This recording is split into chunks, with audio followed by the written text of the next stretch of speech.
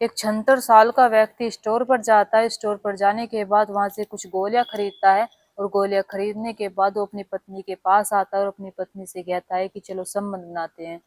जो उसकी पत्नी होती है वो हंसने लगती है और कहने लगती है कि आज से पहले तो तुमने ऐसा कुछ नहीं कहा है और अब बुढ़ापे में आकर तुम मुझसे कह रहे हो कि चलो संबंध बनाते हैं। तुम्हें मेरे करीब आए कई साल हो गए हैं, लेकिन आज तुम्हारे मन में ऐसा क्यों आया कि हम दोनों को संबंध बनाने चाहिए। तभी वो 76 साल का व्यक्ति कहता है कि मेरे अंदर जो मर्दाना ताकत है वो खत्म हो चुकी है और मैं कुछ गोलियां खरीद कर लेकर आया हूँ जिससे मेरे अंदर ताकत आएगी और मैं तुम्हारे साथ ये सब कुछ करना चाहता हूँ। अब इधर जो उसकी पत्नी होती है वो भी बूढ़ी थी, ये भी बूढ़ा था। पत्नी उसे इनकार नहीं कर पाती है और पत्नी उसके साथ संबंध बनाने के लिए तैयार हो जाती है। लेकिन जैसे संबंध बनाने के लिए तैयार हो जाती है तभी उसके साथ कुछ ऐसा करता है वो 56 साल का व्यक्ति, बूढ़ा व्यक्ति, जिसे सुनकर आपकी रूह कांप जाएगी और आप सोचने पर मजबूर हो जाएंगे कि आखिरकार उस बूढ़े व्यक्ति ने अपनी पत्नी के साथ ऐसा क्यों किया। चलो तो जानते हैं इस घटना के बारे में और इस घटना को शुरू करते हैं बिना देरी के। नमस्कार, आदाब, सत श्री अकाल, हर हर महादेव। मेरा नाम रूपा है और आज की घटना अलवर का एक थाना लगता है, मेहंदिया थाना, और इसी के अंतर्गत एक गांव आता है, जमुहारी गांव। यहीं पर रहने वाला बीरबल साहू। दरअसल बात यह है कि अलवर की एक कोर्ट में 25 फरवरी सन 2026 को बीरबल साहू, जिसकी उम्र 76 साल है, उसे हिरासत में लेके कटघरे में खड़ा किया गया था। और जैसे कटघरे में खड़ा किया गया था उसकी सारी करतूत बताई गई थी।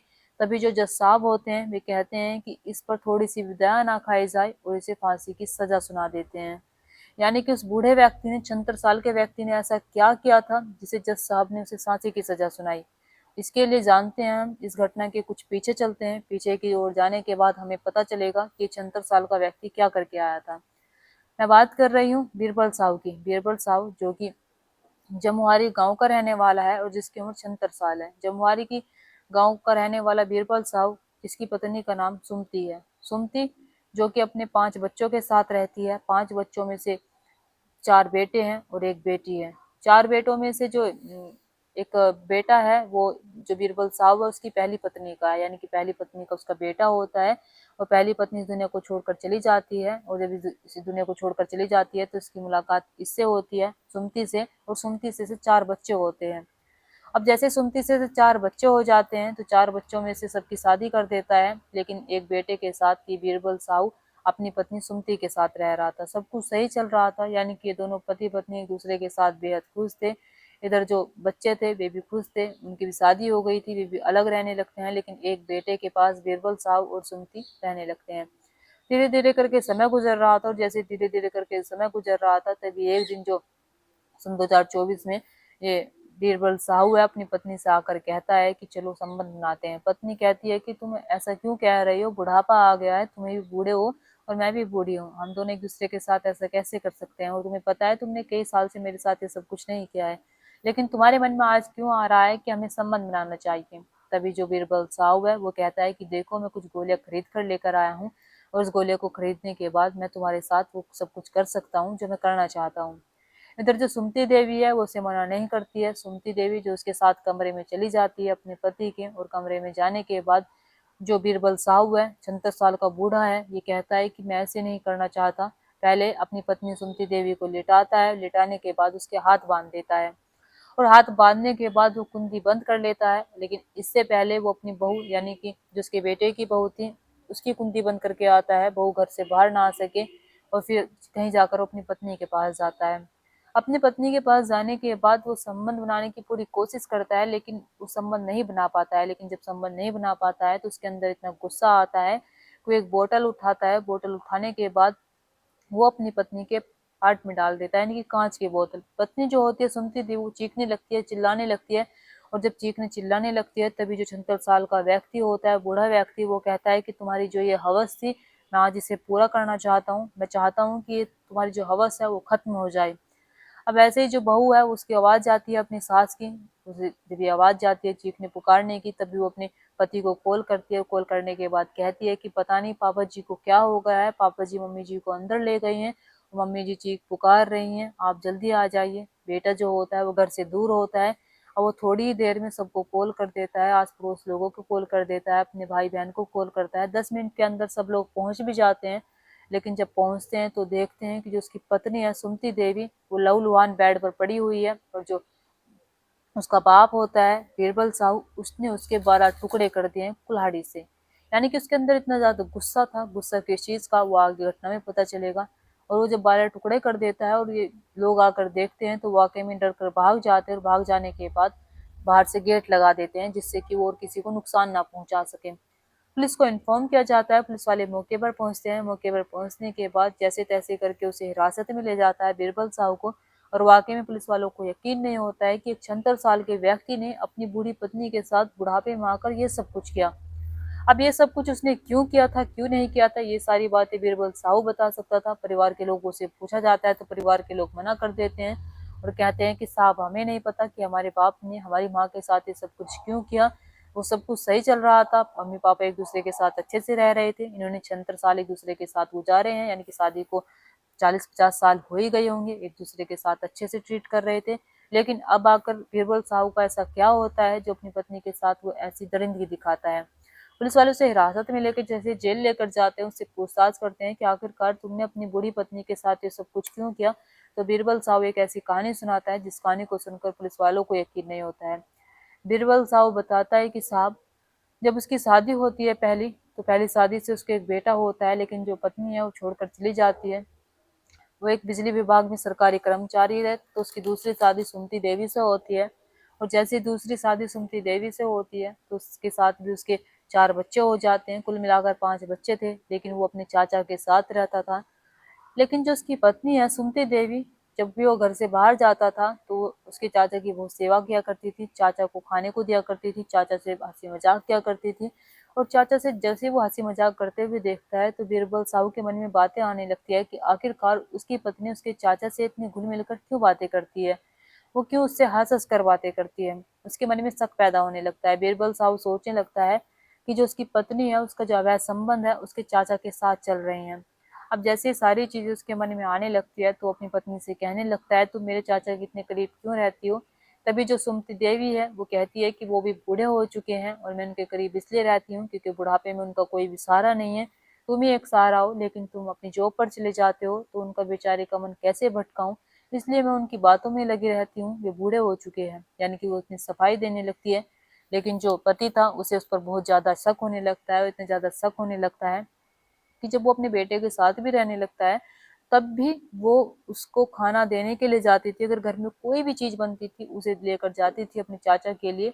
पति जैसे ही सारी चीजें देखता है तभी उसे मना करता है अपनी पत्नी को कि तुम मेरे चाचा के लिए सारी चीजें लेकर मत जाया करो। लेकिन जो पत्नी है वो कहती है कि ये मेरा फर्ज है। सुमति देवी कहती है कि मैं उनकी सेवा ऐसे ही करूंगी और मैं आप तक करती आ रही हूँ, शादी हुई है जब से करती आ रही हूँ, लेकिन ना जाने आपको अब क्या हो गया है, आप मुझ पर रोक टोक लगाते हैं और आप मेरे ऊपर शक करते हैं। आप क्या करना चाहते हैं, आप क्या सोच रहे हैं, आपके दिमाग में क्या चल रहा है।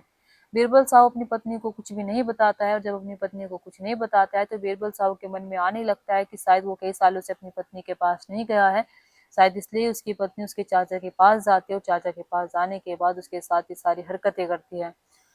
तभी बीरबल साहू सोचने लगता है कि क्यों ना वो भी अपनी पत्नी के साथ संबंध बनाए। लेकिन बीरबल साहू 76 साल का हो चुका था, वो बूढ़ा हो चुका था, वो बुढ़ापे में वो ये सब कुछ नहीं कर सकता था।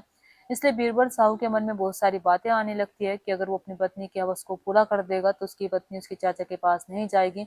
और इसी को सोचते हुए वो सन 2024 में अपनी पत्नी के साथ ये सारी चीजें करने के लिए कुछ गोलियां खरीद कर लेकर आता है और अपनी पत्नी से कहता है कि चलो संबंध बनाते हैं। पत्नी हंसने लगती है और हंसते हंसते कहती है कि तुम ये क्या बातें कर रही हो, तुम देखो तुम्हारे 5 बच्चे हैं, 5 बच्चों के भी बच्चे हो चुके हैं और तुम्हारी उम्र भी कितनी हो गई है, मेरी भी उम्र कितनी हो गई है, हम दोनों एक दूसरे के साथ ये सब कुछ नहीं कर सकते हैं। लेकिन बीरबल साहू फिर भी उसे अंदर ले जाता है और अंदर ले जाने के बाद जब उसे गोलियां खाने के बाद भी उसके अंदर ताकत नहीं आती है तो उसे और ज्यादा गुस्सा आता है और गुस्से में वो अपनी पत्नी के उसकी बोतल डाल देता है जिससे कि उसकी पत्नी की हवस पूरी हो सके। और इधर जो कुल्हाड़ी है, कुल्हाड़ी से अपनी पत्नी के 12 टुकड़ा कर देता है और टुकड़ा करने के बाद पुलिस वालों से कहता है कि जो उसकी पत्नी है वो चरित्रहीन थी, उसकी पत्नी के जो अवैध संबंध थे उसके चाचा के साथ चल रहे थे, उसके चाचा के साथ रह रही थी। अब जैसे ही पुलिस वाले बीरबल साहू की सारी बातें सुनते हैं तो बीरबल साहू को हिरासत में लेकर जेल भेज देते हैं। लेकिन इधर पुलिस वाले जांच पड़ताल करते हैं आगे की क्या वाकई में उसकी जो पत्नी थी सुमति देवी उसके अवैध संबंध उसके चाचा के साथ चल रहे थे। लेकिन ऐसा कुछ भी नहीं मिलता है पुलिस वालों को। पुलिस वालों को क्लीन चिट मिलती है सुमति देवी के बारे में। सुमति देवी अपने चाचा की सिर्फ इसलिए सेवा करती थी क्योंकि वो बूढ़ा हो चुका था, उसे खाने पीने की चीजें दिया करती थी, उसका कोई भी नहीं था इस दुनिया में। और वो सिर्फ प्रेम करती थी, लेकिन उस भाव से प्रेम करती थी जिस भाव से एक बेटी अपने बाप को करती है, एक बहू अपने ससुर को करती है। उसका उसके साथ कोई भी अवैध संबंध नहीं था, उसका उसके साथ कोई भी ऐसी आशंका नहीं थी ऐसे रिश्ते की, जिस रिश्ते को लेकर जो बीरबल साहू होता है वो इतना तिलमिला जाता है कि अपनी पत्नी के साथ ये सारी घटना को अंजाम दे देता है। अब इधर पुलिस वाले जैसे ये सारी चीजें सुनती कि आस पड़ोस के लोगों से पूछताछ की जाती है, सबसे पूछताछ की जाती है, चाचा से पूछताछ की जाती है, लेकिन सब मना कर देते हैं कि ऐसा कुछ भी नहीं है। तो पुलिस वाले बीरबल साहू को एक मतलब कि कोर्ट में ले जाते हैं। कोर्ट में ले जाने के बाद उसके सारे करतूत बताते हैं। करतूत बताने के बाद 2 साल बाद यानी कि 25 फरवरी सन 2026 को बीरबल साहू को अलवर की कोर्ट में जज साहब जैसे ये केस सुनते हैं, तो वे उसे फांसी की सजा सुना देते हैं और कहते हैं कि इसे तब तक फांसी पर लटकाए रखना है जब तक ये मर ना जाए। ये वाकई में उस माफी के भी काबिल नहीं था 36 साल का व्यक्ति बीरबल साहब जो उसे मिल सकते थे, क्योंकि उसने अपनी पत्नी के साथ बहुत दरिंदगी दिखाई थी। उसने अपनी पत्नी के साथ वो सब कुछ किया था वाकई में जो एक पति को नहीं करना चाहिए। तो बुढ़ापे में आकर उसने सब कुछ किया।